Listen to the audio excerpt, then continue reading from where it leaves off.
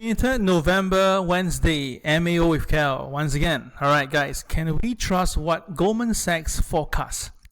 Now, something we all know that Goldman Sachs is one of the top investment banks in the whole world, and of course they've been pretty spot on with some of their calls. But most of the time, if you are in the market for long enough, you will know that usually they are wrong, or at least they tell you to do something, but just it doesn't happen, and usually the reversal.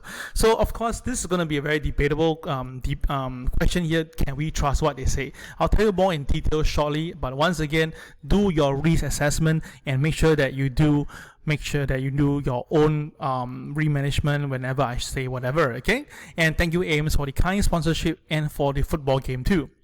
Now, apparently yesterday, when we were doing this, it was an ad hoc call from the sponsor. They were giving out 2 BVB this football games ticket. It was actually the Lion City Sailors versus the Borussia Dortmund first team, excluding those in World Cup right now. They're coming to Singapore and be playing with the Lion City Sailors. All right, and basically this is a sold out game. Okay, sold out, yes. And I think that Jalan Besar can hold about 3,000 to 4,000 people, if I got it correctly. If I'm wrong, pardon me. Okay, anyway, the AIMS has given out this grandstand tickets, and we have mentioned that if you actually look out the special code, which is AIMS, you will get the tickets. And of course, Daryl and David, you are noted to have won the tickets, and we have contacted you.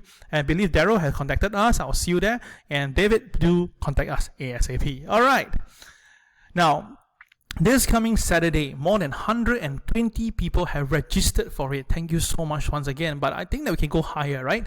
Right. Now, why am I calling for this? Because I still believe that there'll be massive chaos coming into the market. I know that people are calling for buy right now, and the market has came back up from the lowest end by about 12%, and we are just marginally away from the all-time high. But seriously, I believe that things is not going to go well. And look at this. This is for Morgan Stanley chart, and you can see that they are pretty clear that they do expect the earnings to continue to slide.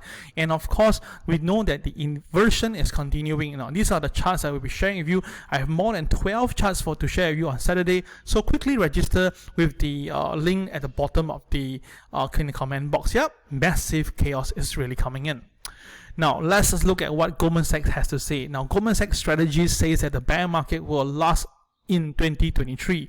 Now, the thing is this, we all know that Goldman Sachs have been pretty decently wrong this year. Apparently, Goldman Sachs says that the S&P 500 will continue to last into 2023, and it will hit into when the S&P will hit 4,000 mark. But let's just look at the S&P 500 right now. The S&P 500 is trading at 4,000. All right. So are you telling me the next whole year the S&P is going to be flat all the way? I don't think so. Usually you should see the market coming back down, right? That's what I feel. So this is what Goldman Sachs has to say. Their target for 2023 is at 4,000 points. Now, don't forget that early this year, when everybody was very bullish, I was very bearish. The S&P 500 was trading at 4,800 back then, and everyone was looking at a much higher level, like 5,000, 5,002, right? All these numbers. But nope, the market went down instead. In fact, in October period, it hit the bear territory instead. Now, if this is wave number 1, which is this wave down, and this is wave number 2, all right? Theoretically speaking, this is wave number 3, correct? Right? So the first peak was there, the second peak here, the third peak here. So what do you expect? I think that this is going to be the fourth peak, and if that's going to be a wave 4, then that could bring the S&P really down to about 3,200 mark. Now, this is what basically this Mike Wilson and Michael Harnett is actually looking at, and of course Michael Burry is looking at the worst level. But again, all these will be mentioned during Saturday this preview. All right. So the question is, can we trust what Goldman Sachs has to say? Because if you look into history, well, they don't have the best. In fact, let's take a look. Back then in 2021, in the late 2021, they have a forecast according with all the different investment banks and analysts. You can see that Goldman Sachs was looking at 5,100 to come. So that means that when they actually did their forecast around this area, and they're looking at 5,001, but the market highest was 4,008, and the market collapsed after that. So S&P 500 is now 4,000 point, while Goldman Sachs was looking at 5,001. So it's like 26 27% off target totally, right? So what do you think? Do you think you can trust them? And of course, not only Goldman Sachs, in fact, BMO was calling for 5,003, remember? And I was just laughing away as I said that no way they'll be correct. Now, to me, it was more like trying to really sell an eye-catching article, but nothing else. In fact, if I don't trust them, I'll be losing a lot of money, right? Think about this. And of course, the lowest back then, I think it was from, let me just double check the numbers. Yeah, from Morgan Stanley, Mike Wilson's side. So they were looking at 4,004. So the worst to worst was at least 4,004. But now the market's at 4,000, 10% away from the lowest forecast, shows that the boys can get it wrong. Now, or did the boys get it wrong? Did the boys actually tell us to buy and they sell? You never know, right? So the thing is this, in the course of 2022, all right, Goldman Sachs revised their forecast in March to 4,007. That's pretty interesting, right? And then by June, they were looking at 4,003. So they keep on revising. But the problem is it didn't stop there. In fact, in September, which is 3 months later, they again revised it to 3,006. Right, down from 4,003. And of course, did they get it correct? Yes, you got it. They got it correct. Because the market really came down to 3,006. Alright, remember? Yeah, it did come down to that point. Okay, so they're finally right after wrong for the entire 9 months. Well, apparently after that, the market rebounded strongly and now we're at 4,000. Now, what I don't like about this rally right now is that look at the volume here, guys. The volume is actually coming down.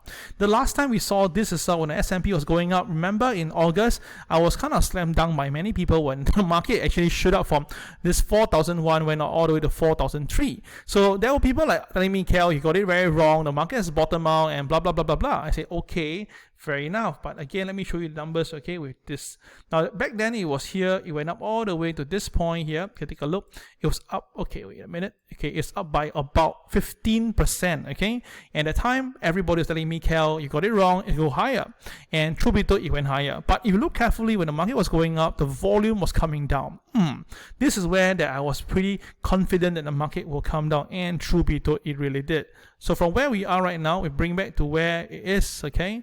The market is now up by about 13%. So it's nowhere near to the trough, the rally back here, okay? Nowhere near there. And the thing is this, with the same conditioning of the volume, I just feel that anytime if the market breaks, there will be some selling. And of course, remember there was a gap right here. Can you see that? Let's make the screen. Okay, can I do that? Okay, there is a gap right here. Okay, let me put the color in. Oops, sorry. Okay, there was this gap right here, and the market really came down by covering it beautifully. So now we're going to see a very big movement here and a gap too. And I suspect that I can see that after Thanksgiving there could be some selling. So of course I can be totally wrong on this, but I'm just sharing you my personal take right now. Okay. So let's just study my reason. Now, first of all, I am always a guy who believes in charts and technical patterns and definitely fundamental. So let's take a look here, guys. This is something that we must understand. During the pandemic time in 2019, 2020, where everybody was made to stay home, right? You can see that the saving rate shot up because everybody saved their money for rainy day, and of course they were not spending. That's why, and they're paying their bills. So credit card debt went down. Okay, so it was only back in 2021 June period whereby basically the pandemic is kind of fully controlled, and of course there's a lot of steamy checks going on and things was happening. They really want people to go back to work and stuff like that. That is where things get really bad. You can see after that the saving continued to go down all the way, and very scary from June onwards, right? The credit card debt shot up. Now this is even higher than the pre-pandemic, so which means that people now are spending more money before the pandemic. So the question is that if they're not saving money and the cost is increasing and credit card bills is shooting up, what will happen if the layoff began? Which is something that we can see is happening right now across the board. So this is where it gets very, very nasty, and in my opinion itself, right, that's the reason why you look at the TSA checkpoint chart, you can see that even though there's a lot of analysts saying that the economy is doing well, recovering, blah blah blah, but the numbers are just not showing. And this tells me that, right, we may see a real perk up during the Christmas season, but after that, if this goes down, bang, that means that people are really still kind of worried, or the world economy is not doing fine at all. So traders, you need to be very, very careful on this. Now, will interest rate really hurt the economy? Now, apparently, because of the stock market recovering by 12% from the bottom right now, many people are asking the same question over and over again. Cal, do you think that are we getting it wrong right now because of the interest rate environment, even though it's running up? But who knows? We have seen before economy going better, even though with interest rate going up. Oh, well, you have to understand this. Different time, we have different thing happening, and this time around we have a very important difference here. Let me just bring to you right now in a different color. Now you can see that this is back in 1984 to 1986 point, whereby the interest rate shot up by almost 5% in about probably 20 months, okay? And then in 2005 to 2006, we saw the same thing again, up by almost 5%. But very realistically, what happened during that time, the stock market? Yes, indeed, for both time, the stock market collapsed. So now we are at 3.75 and going to go higher by end of this year. I just believe that the thing is we'll be very careful, because most of the time the period involved is about 10, 15, 20 months. But this time now in 9 to 10 months, we are seeing the type of rate. You can see that the angle involved here itself is really incredible. So I suspect that we are really near to a major problem. And of course, this is where, and you can see why Europe now by writers is saying that it's the hardest hit for the global slowdown, and from the world economy, it has grown by 3.1%, down by the 5.9%.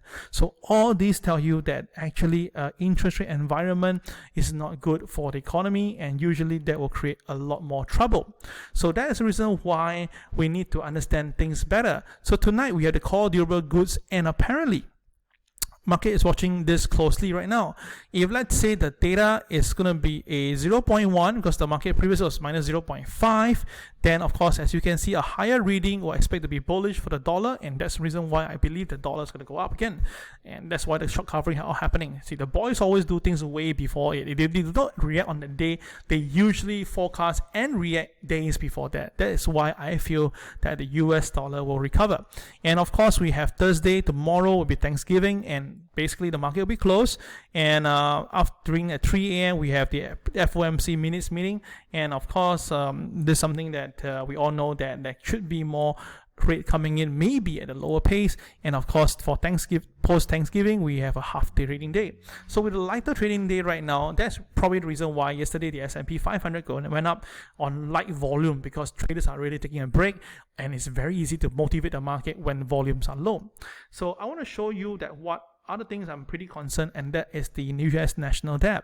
Now, just a couple of years ago, the national debt was at $26 trillion, and of course, at the time everybody was pretty worried, and Treasury had to bring up again their so-called target, their ceiling, and because of the pandemic, it went to 28 trillion, 30 trillion, and now we're at $31 trillion. Gosh. Now, of course, we know that the Federal Reserve played a major part of this. They came in with $4 trillion since since March 2020 all the way. Now, recently there's some bit of tapering, but that's only $340 billion. It's nowhere even near 10% of the money they put in. So why? Because they also worry that if they draw away the balance too fast, the market will break. Because now we can see that the 10-year versus the 2-year is at a really ridiculous level. Now watch this. This is a spread of minus 0.71, right? But you look from the screen from this side to the left side, you notice that you have never seen any lower than 0.71. So until when? The last time we see this was here back then, whereby we are back-to-back recession between the timing of 1980 to probably 1983. So for 3 years, we have 2 rounds of recession. Oh my God. And why? Because we can see that the inversion is there. So whenever there's inversion, we will see recession. It's very, very clear. So without a doubt, I'm very confident that there will be a recession from January, February onwards, okay?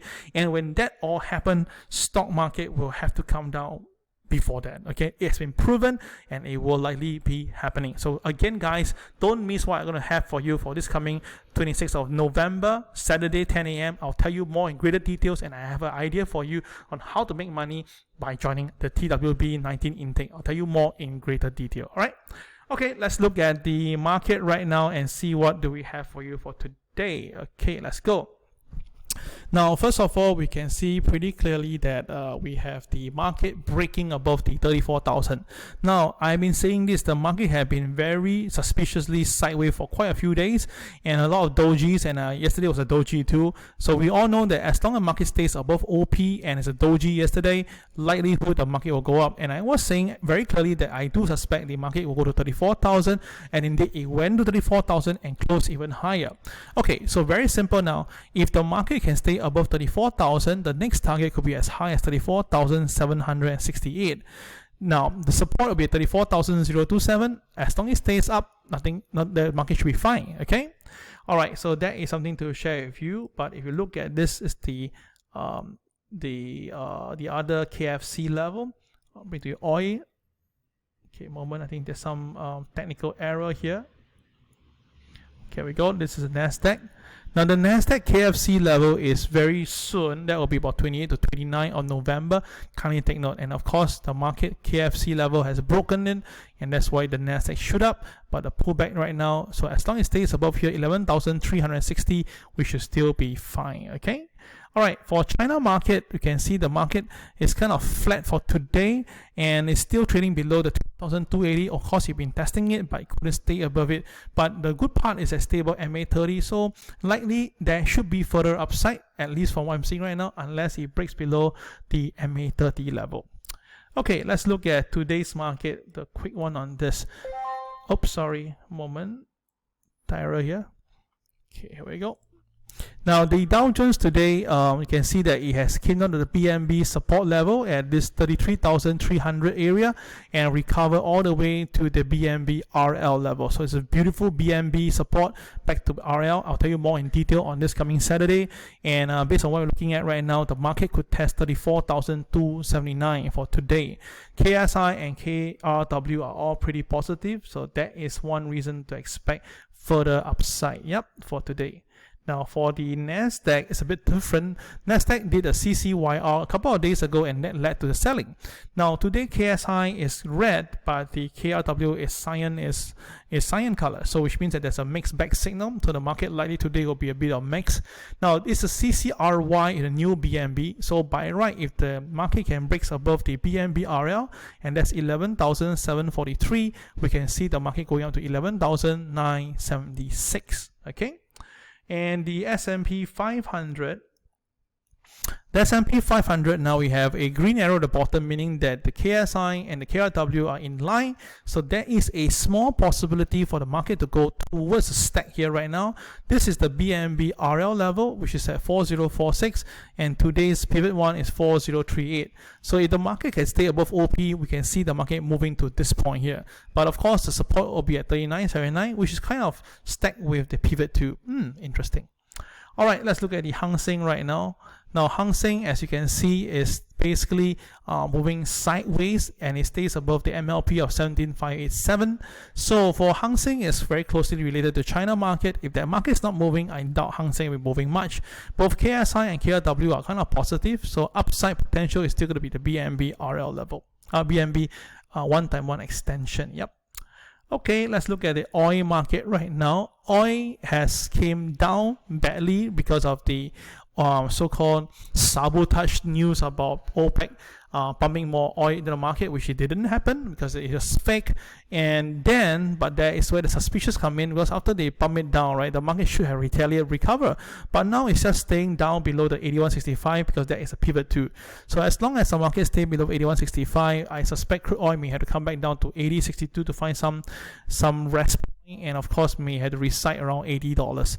Now with crude oil price coming down, if you look at it overall, it's actually lower than the last month. Maybe inflation is really curbed by the interest rate factor. So but then again, we've still got a couple of days to go. Let's just monitor this one closely. All right. Now for the gold market right now, you can see that the gold has did a CCYR, and today is a doji directional day, and if gold stays down below OP, we should see gold testing 1731. Now if let's say the producer index basically for today is going to be positive, then of course the dollar will be again, there's a good chance to see gold trading down to 1731. Now, my preferred level is the PMB RL level, which is 1717. So watch out for here, these two levels for buying if you are really into buying gold, right? KSI and KCX, both of them are more towards the buy side for now, all right? And let's look at the Bitcoin. Now, Bitcoin, we have a very interesting momentum 2 days ago where the market came down to 15,500, and then there was a BNB support level, done deal. So now the BNB extension has become a strong support. Hence, if that's the case itself, right, we can see that the market going back up to about 16,800 for BTC. But my personal belief is that Bitcoin should come back down to at least 12,000. I already said this many times, very vocal on this. Let's see whether am I right on that, all right? And of course, we have silver. Silver has is now staying around the BNB support level, and that's about $21. So as long as silver stays around here, no big hoo-ha. But once silver breaks below $21, I think that any price on 2030 to 2065 will be a very good time to buy into, because there's a MA 200 and MA 300 respectively. All right. Now KSI and this KCX shows that a bit of mixed bag signal right now. One call for sell, one call for buy. So we just wait for a while or just go slow. Okay. Now earlier, I think that I have covered everything on the silver and gold, so let's just watch out for this. Okay, all right guys, that will be all for today. I really wish you all the best in your trading, and sincerely hope that you guys will join me this coming Saturday for my preview. All right, so for those who have won the football tickets, I'll see you tomorrow. This is Kel signing off. Bye bye.